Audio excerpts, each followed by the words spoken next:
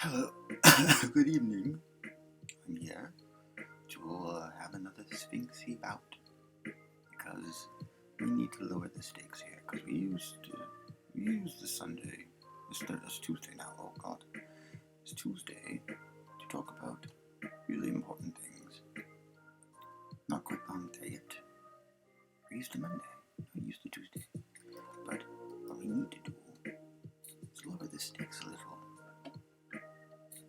We need to lower the stakes so that this interaction is not two species trying to get to know each other, which could kill millions and billions.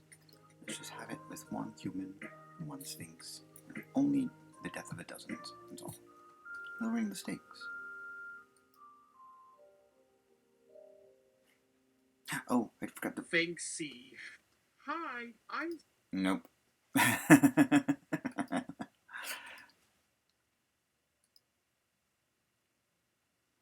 I don't want John Delancey as Sphinxy.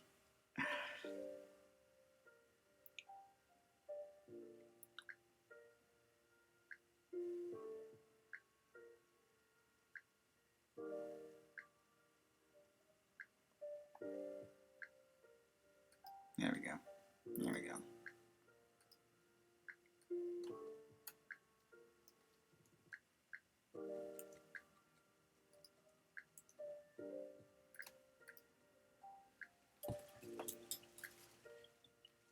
Sphinxy.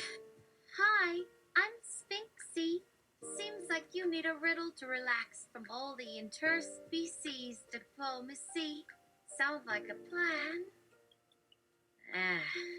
Sure, why not? Lay one on me. Sphinxy. Okay, let's pull a riddle from out the vault. Hey, turn around. Don't look at my vault. No, that's riddles for midgets before they turn to kids. No, that's for Miss Slack, and you don't want to cross her. Hey, here's one for you. Deadbeat dad calling ex-girlfriend who has more than her share of child support a deadbeat asses. Sphinxy, if you're getting screwed over by your ex-girlfriend but still have sex with her every chance you get, you're not as good in bed as you think. Fucking right, Sphinxy.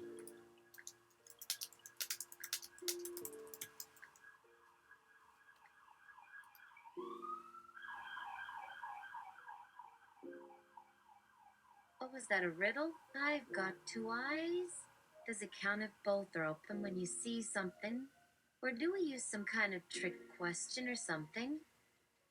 Sphinxy, I'll be honest, this is my first time doing this, so I'm gonna wing it based on how other people do things. Wing sounds wrong. Let me start over then. If you're getting fucked over by your girlfriend, but she still fucks you every day after work, you can call yourself a total whore, but there's no way you could ever give.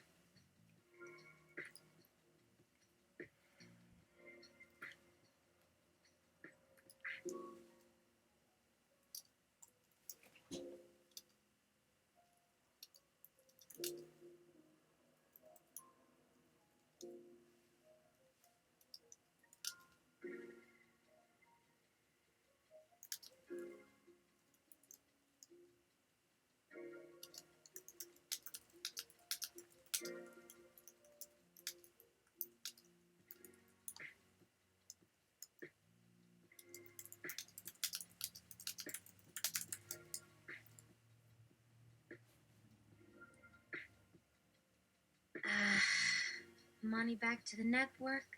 Or backward? Wait, this is your first time riddling. What did you do before this? Sphinxy, I was just an actress trying to make ends meet. How's acting now? Got any roles where you play a giant slime who rapes the entire cast and crew of a TV show because it's lonely at the bottom of the ocean?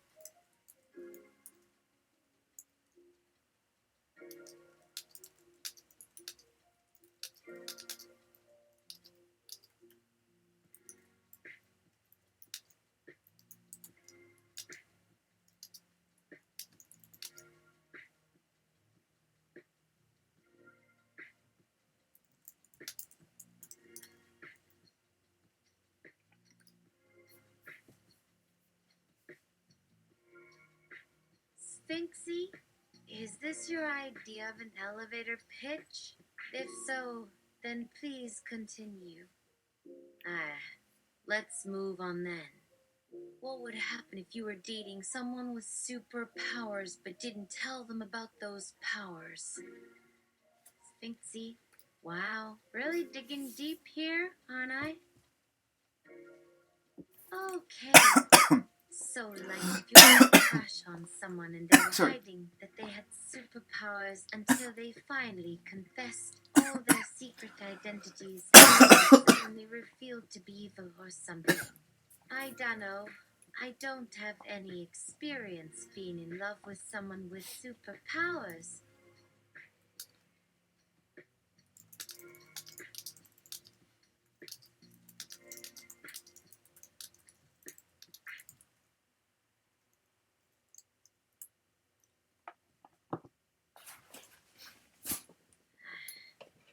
But have you been in love with any superpowers themselves?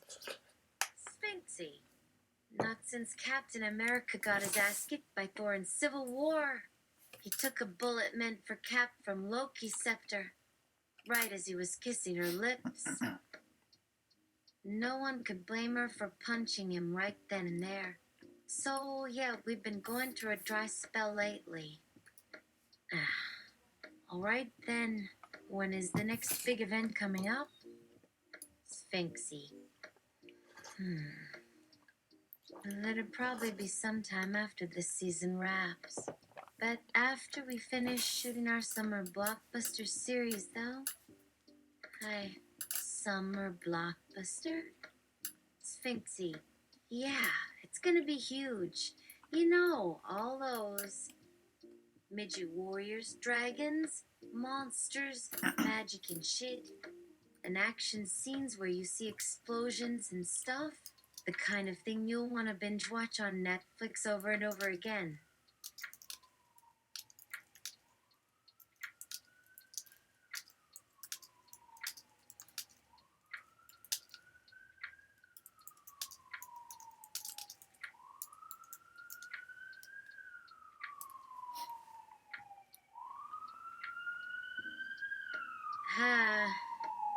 So what will you call those actors who will not like being called midget during the production?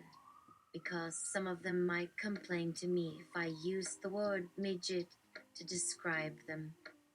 Sphinx. We're talking about using words like dwarf instead of midget?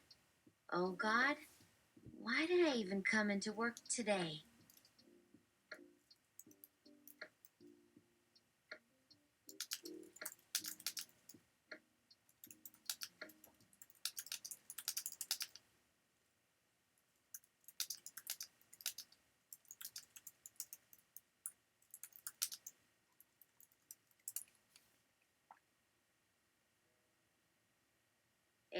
Apparently because the universe needed to have this meeting with you about sensitivity training. Or maybe just because my boss needs a new friend. What's your favorite color? Sphinx. Red. But mostly red wine. Damn, this guy keeps asking questions that aren't riddles.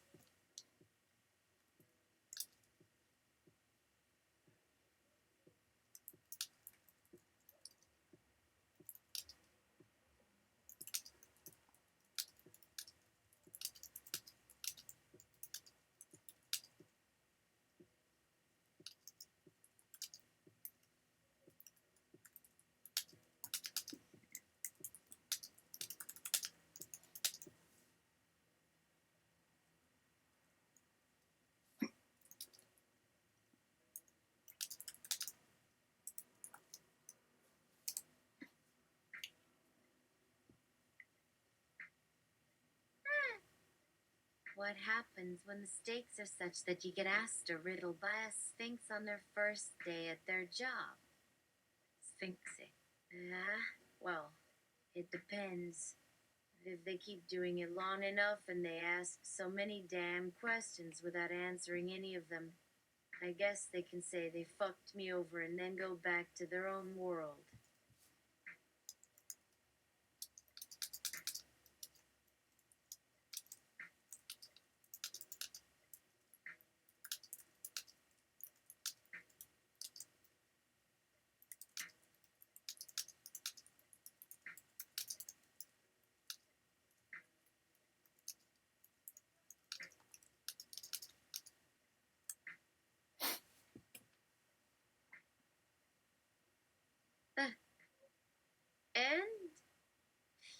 got a good so far.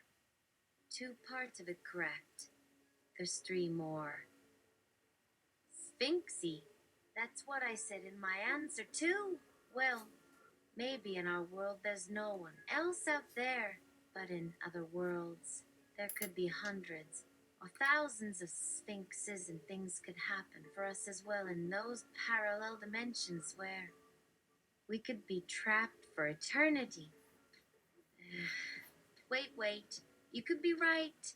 Then we should stop wasting time here and go on to the next topic. Like who would win in an all-out battle between a giant monster from outer space and a giant squid?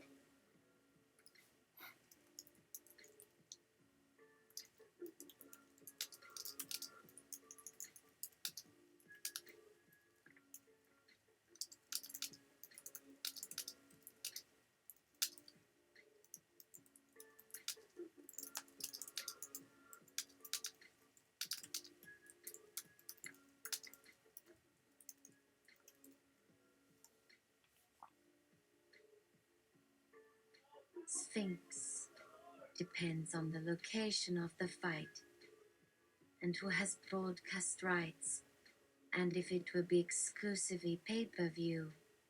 But if the fight is underwater in Florida, I'd give the edge to the giant squid, unless he was fighting alongside someone with telepathic powers strong enough to disrupt his concentration like Daredevil.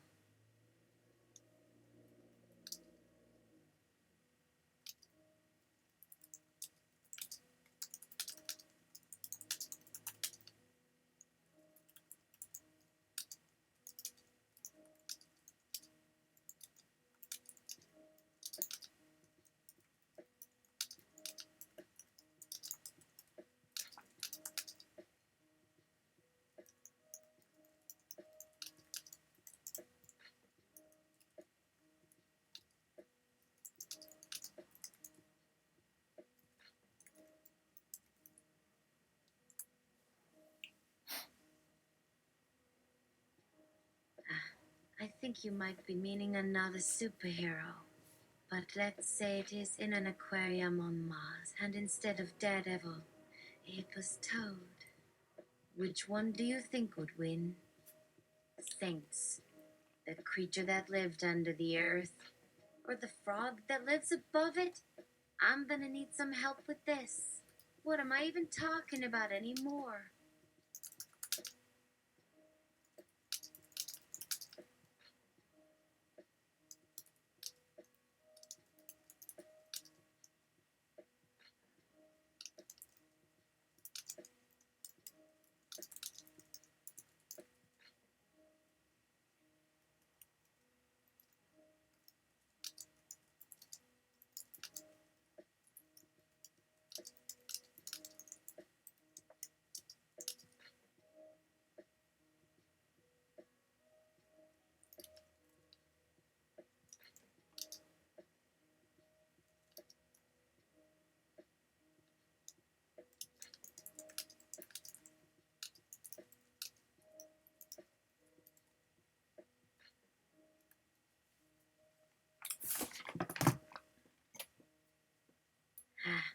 That's fine. You have asked a friend. A hint from the production booth that wants you to lose. And you can ask me. Those are your 3 options. Sphinxy, and add insult to injury. My friend gets asked to lose while she actually won't get asked any questions at all. Yes. There are many people in this world whose jobs require them to pretend to be useful idiots in order to preserve their own comfort. Sphinxy, I know. It really sucks how everyone just accepts this bullshit without questioning why we're supposed to play along like we're living in a dictatorship. Why should we bother pretending we don't mind getting fucked over when no one else seems bothered by it? And what if the answer they give us isn't the right one?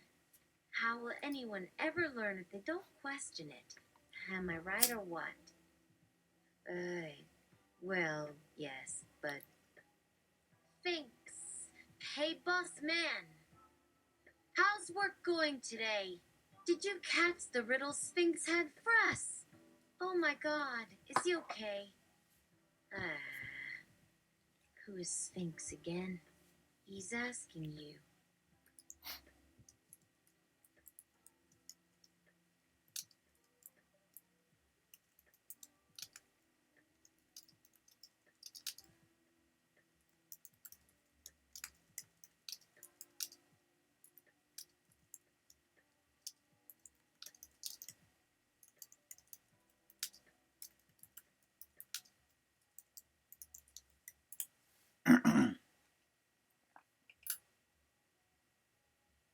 Sphinxy.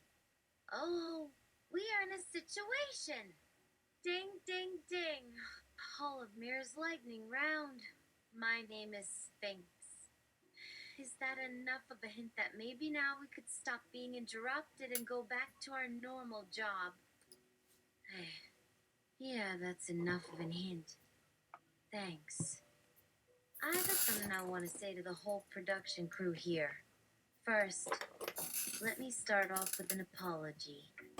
I know some people were told not to ask any questions, so I apologize if I stepped on some toes. And also let me thank those who have been working hard despite all this bullshit, because I know it hasn't always been easy. So I'm sorry about all this too, but at least it'll all be worth it at the end. Or maybe it won't be. Sphinxy. Maybe I shouldn't have said that either then, huh? But I meant every word. Now look, I didn't bring up all of you just because I was looking for someone to blame. But there are a few folks here in particular whose actions deserve some attention. Some are trying to make excuses for their mistakes, while others are still arguing against my proposal even though they're aware that they might need to change their way of thinking. Sphinxy, they're doing it! They're actually listening to you! Don't get ahead of yourself. You don't understand how much trouble I've gotten into already.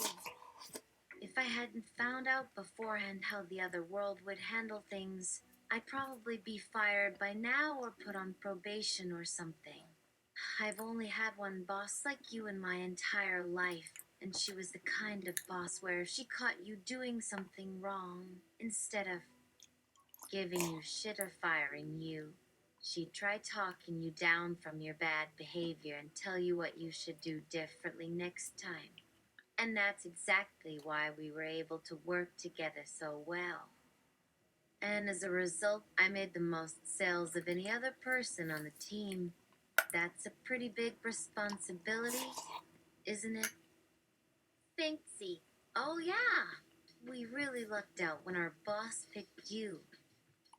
Oh, I forgot about the sale thing. What did you say? Never mind, it wasn't important. But listen, it looks like we won't be able to finish today without some help. Would anyone be interested in taking some shifts working at the reception desk after everyone leaves? No one has to force themselves to be here. Thanks. Hell yes. Are there snacks? Can I go home with an apple pie? Well, there is cake. But if you want an apple pie, then I guess you'll have to wait until tomorrow. I'm not sure if that counts as helping, though.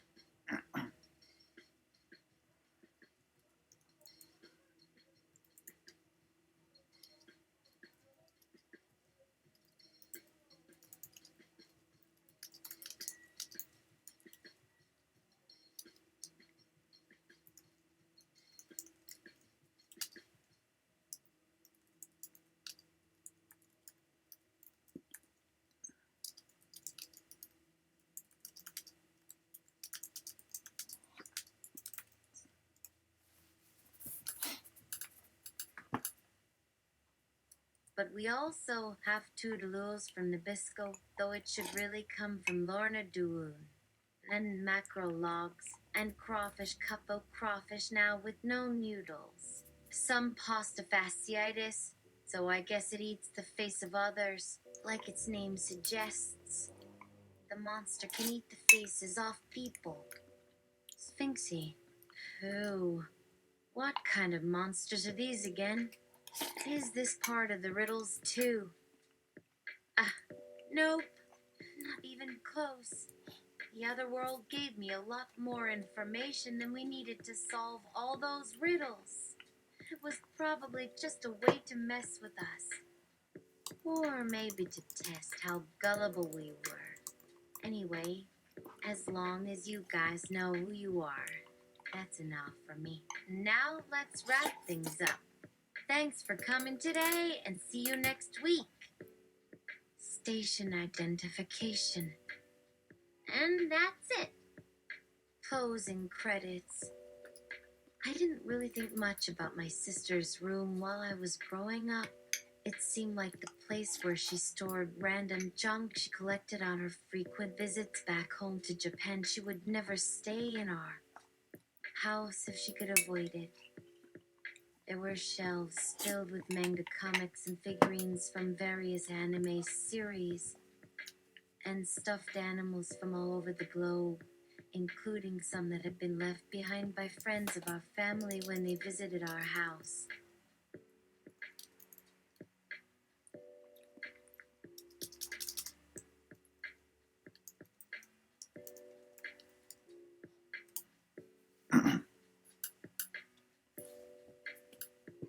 And then there's the Funko. Are you serious? The figure that was placed there without warning was so unexpected I couldn't help but react out loud. What is that doing here? I exclaimed at once. My father responded calmly.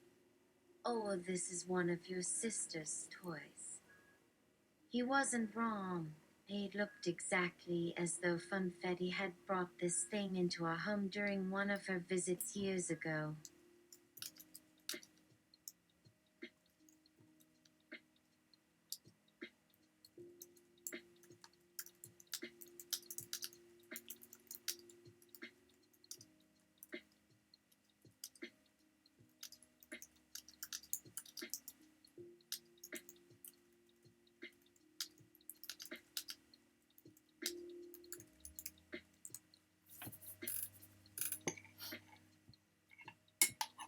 But this Funko approximation had the spitting Funko image of some girl at my school that was long missing. What do you mean a toy? That isn't a toy. You can tell the difference between a real Funk-You and an imitation, right? This looks almost identical to the real thing. What gives? What can I say? It's a lucky charm. My father explained. You know how sometimes we find money or other small items around the house. We believe it's because those objects have memories of their own, so we return them to where they came from. In your sister's case, she'd leave things behind on occasion that seemed important to her. Well, yeah, I've heard about her leaving her favorite stuffed animals around the house, but not things like these figures. It has nothing to do with any of us really wanting them, said my mother, who had walked up to see what was going on. She smiled when she saw the object in question. So cute.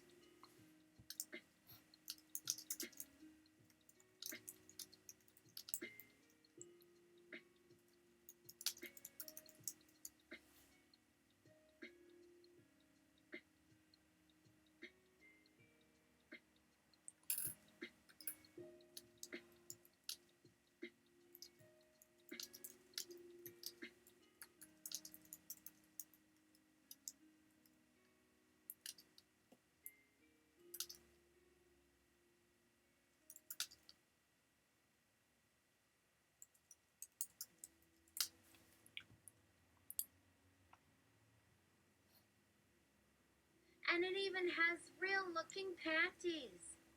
Oh, how just correct. It's so good it feels too real. My mother took the winged-haired figure in hand and gave it a shake. The only problem is that you'll be lonely now that you lost your friend.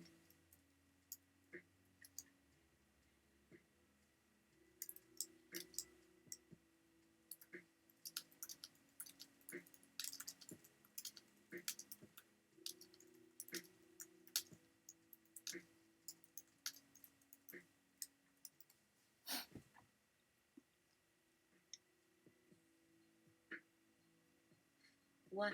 She's not my friend. I don't know her. We're like 2 years apart. You guys are both older than me, but I'm more mature for my age.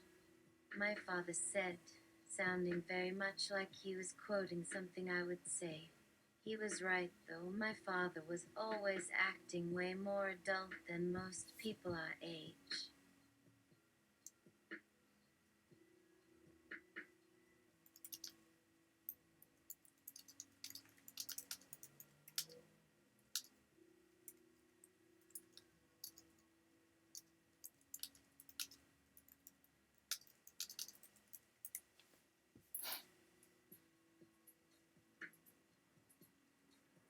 By which I mean the range of 16-48 of which our family was a part. That means my brother and I were adults by Japanese standards. We could legally buy a beer if the establishment served alcohol. But back to the subject at hand. It looks like Funfetti left this toy here while she was here last month.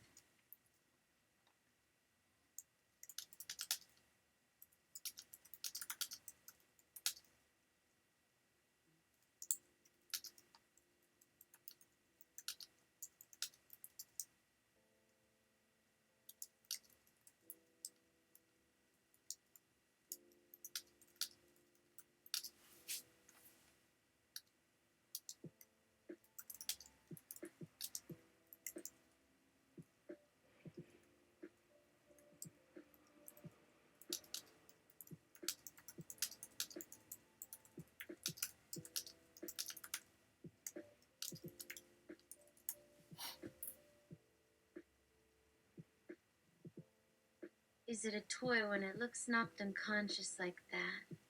I asked. Don't be silly, Father said. There's a whole world of concussed toys out there. There's no need to worry about that. You can't seriously tell me that you wouldn't want one if you had the chance. My mother insisted. You'd look so cute with one of these on your shoulder. My mother then pulled out her smartphone and snapped some pictures before handing the figure back to my dad. I'd love to make funky friends with her myself. She added, "What do you think?"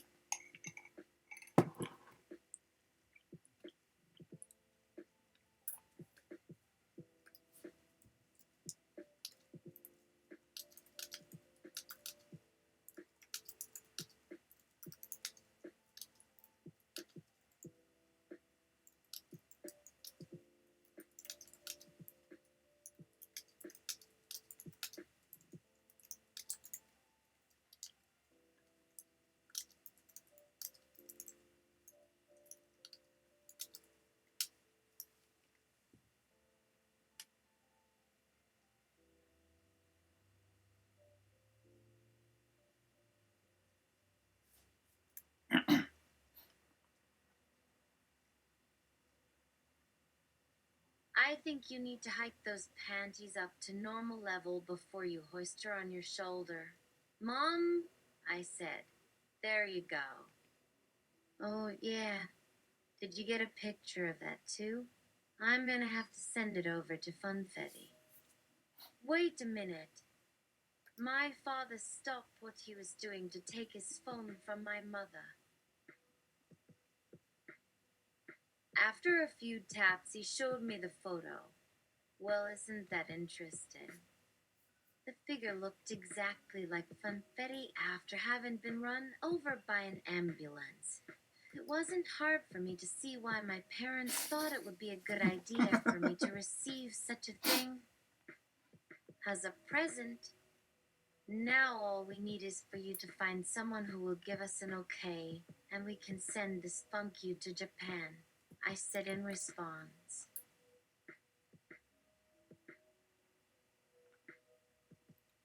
My father sighed heavily, clearly annoyed.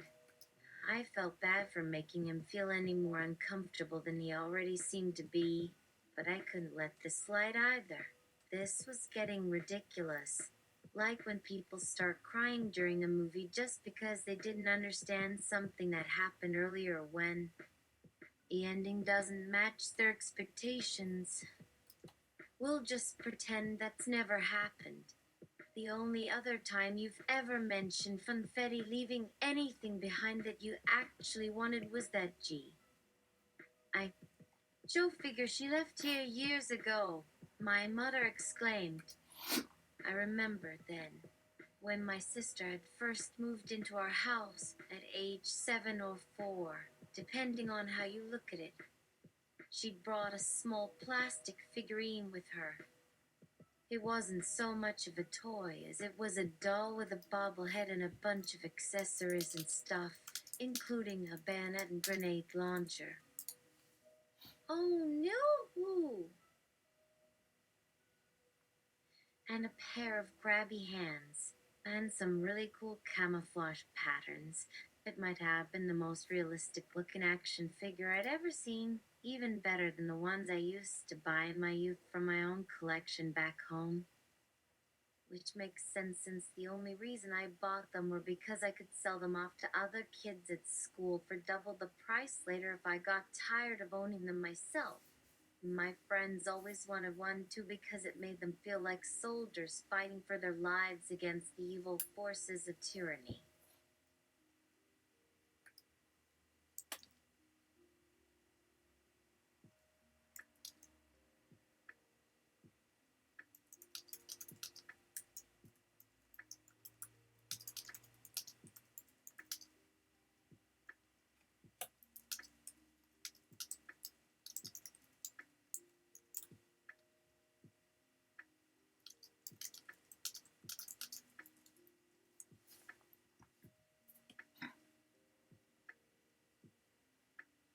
So due to the popularity, I had become the wolf of doll trafficking. I knew all the ropes.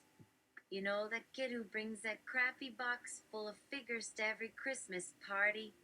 That was me. But now I was just a sad middle-aged man bringing cheap toys out of the bargain bin that I'd probably already played with 10 times before.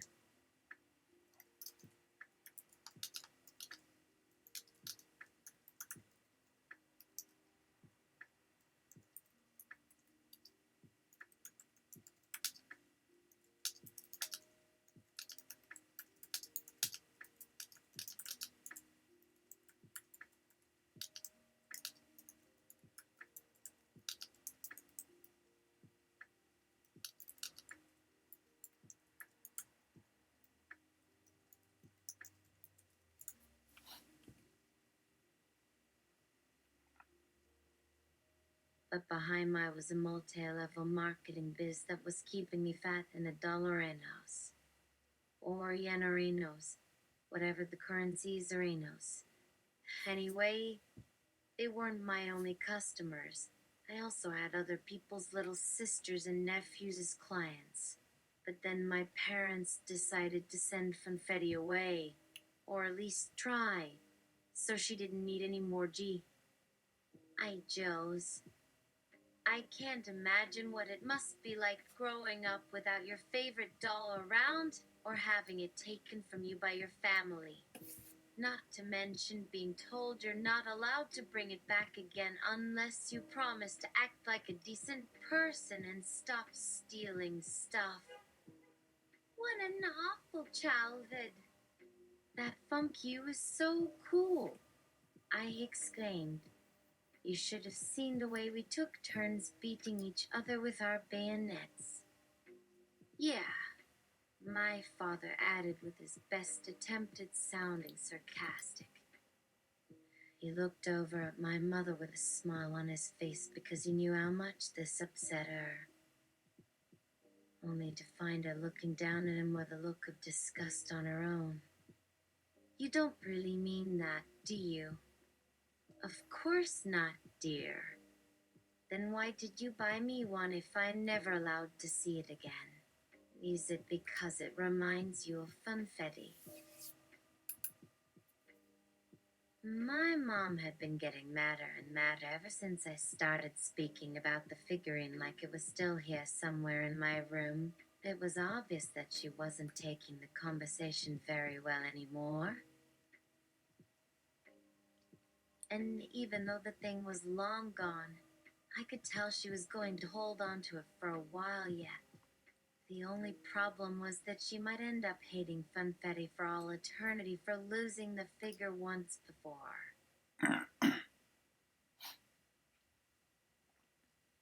Not good for anyone, but especially not for my sister who just wanted to make some friends her age.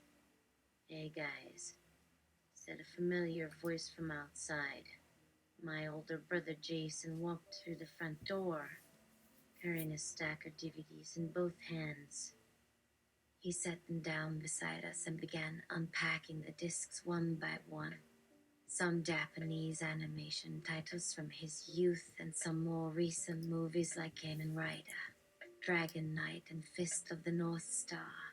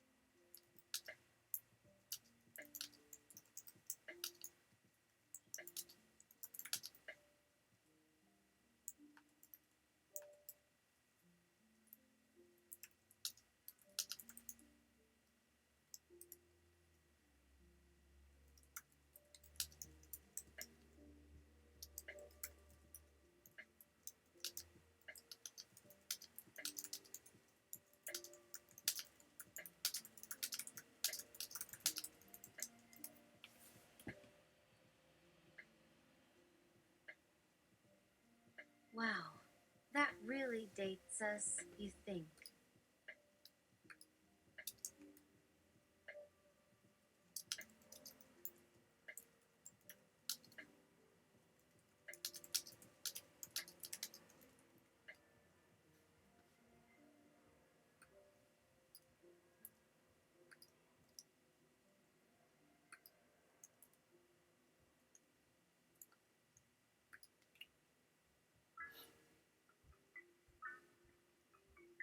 Wow, that really dates us, you think?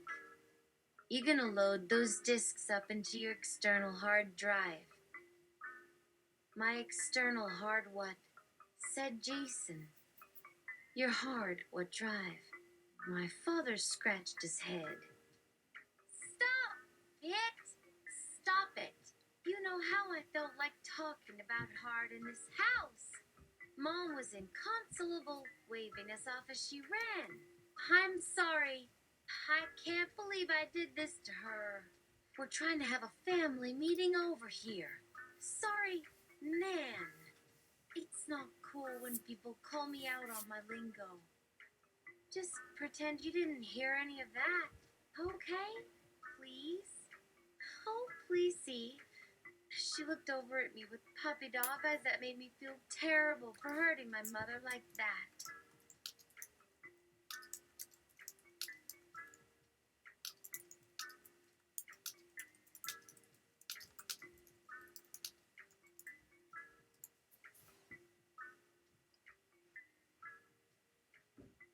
I'm sorry. I said, I'll think twice before using my cunning lingo. But seriously, you shouldn't do stuff like this without warning your parents first. What were you thinking? That I'd understand hard drive just because it was mentioned in the middle of a conversation. Come on. My dad gave an apologetic look and waved his hands to show he had nothing to hide. We weren't paying attention to anything other than the word hard during the conversation. Oh, come on, Mom added. There's no way that Jason would ever use the term in that context. Jason shot back. Yeah, right. Like anyone ever says hard drive. Anymore, unless they're talking about their computer or laptop. And even then you have to say solid state drive or SSD. I don't even know why we bother saying that anymore, since nobody cares if you put your movies onto an optical disc or a solid state medium these days anyway. My mother glared daggers at my brother, but only for a second before her expression softened and she came over and wrapped him in a hug. I'm so sorry, she said in between her tears. No worries, Ma, said Jason, who wasn't fazed by her emotions one bit.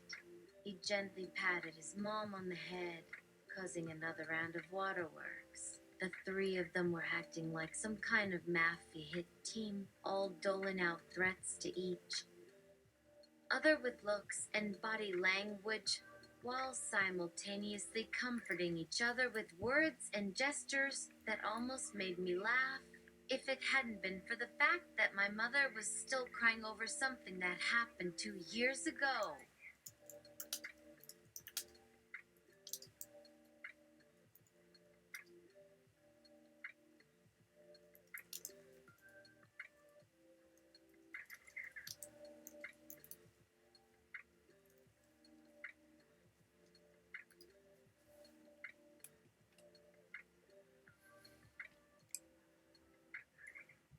Next time on the Wasps of Yesteryear, my sister gets set to Japan.